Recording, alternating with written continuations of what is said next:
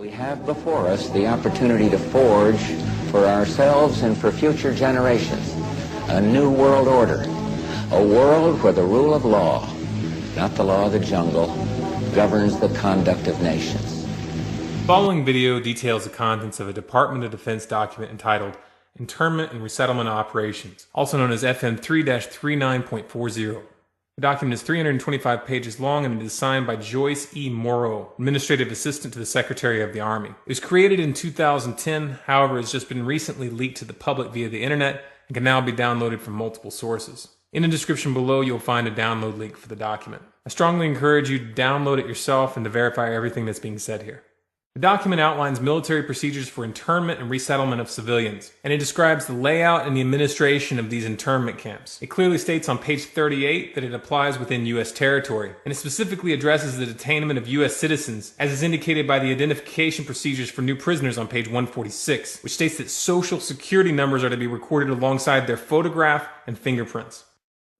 Included in the list of organizations which may be involved in these internment operations are the Department of Homeland Security, FEMA, the Department of Defense, and the United Nations. On page 56, the document outlines the responsibilities of psychological operations officers within the camps, among which it states that a PSYOP officer develops and executes indoctrination programs to reduce or remove antagonistic attitudes and identifies political activists. On page 281, the document goes into more detail regarding the role of psychological operations within the camps, specifically in regards to pacifying the population and ensuring cooperation.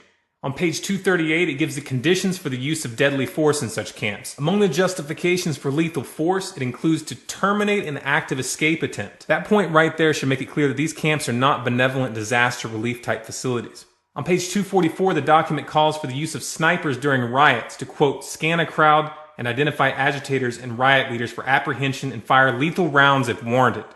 On page 260, it shows the basic layout for a facility focusing on detainment. It is depicted with interrogation areas, tribunal areas, and mortuaries. Each detainment facility is designed to hold 4,000 prisoners, and they are depicted with multiple levels of barbed wire separating compartments within the facilities, with a double barbed wire fence enclosing them, and watched over by 24 guard towers. On page 261, the document depicts the layout for what they call civilian resettlement facilities, which are designed to house 8,000 people.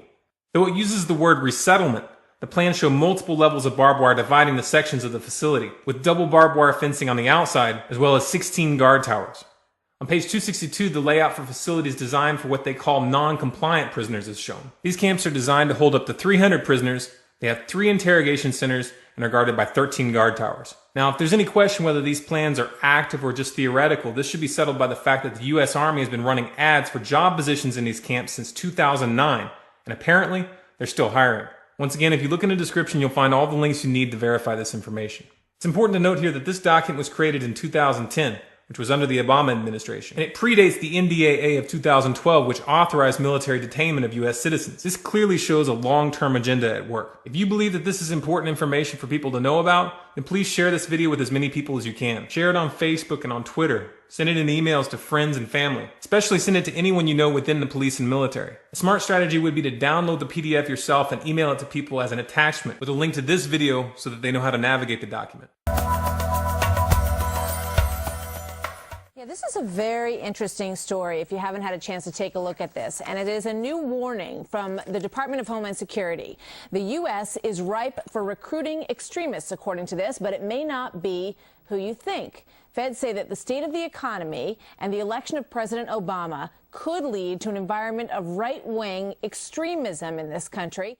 Returning veterans possess combat skills and experience that are attractive to right-wing extremists. Homeland Security, as well as intelligence and analysis, is concerned that right-wing extremists will attempt to recruit and radicalize returning veterans in order to boost their violent capabilities. And that is the section of the bulletin that has the Legion and others so angry today. When you read it, you say, well, what is a right-wing extremist, right? And what was disturbing to me is the definition, which could encompass a large group of people. Well, sure, and I actually think it's worse than that. And before we start, this is the report, which is about 12 or 13 pages, but that we all read. Right. But this is a summary of the report. This is the unclassified version. The classified version, I would guess, from having read classified versus unclassified, is probably about an inch thick. This has no meaningful footnotes, no names, no dates, no places. This is just the summary. And this went to every police department in the country, and it says right on the face of it, don't give it to the media. So obviously, Homeland Security is not happy we're talking about it. They lump in, along with skinhead and race-based hate groups, the following: anti-abortion activists, people who are concerned about immigration and security at the borders, people who think the federal government is too big and legislates in areas not authorized by the Constitution, people who would prefer that their government be state or local. These are absolutely legitimate, perfectly acceptable views throughout all of our history to hold. The country began with a debate between Alexander Hamilton and Thomas Jefferson as to what the federal government should do. So this is a radical, irresponsible condemnation of legitimate political dissent, which is terrifying. The constitutional implication is the following. The First Amendment requires breathing room. I can say something negative about the government, but if am I going to say it if 5 DHS, Department of Homeland Security agents, are staring me in the face? I might be deterred.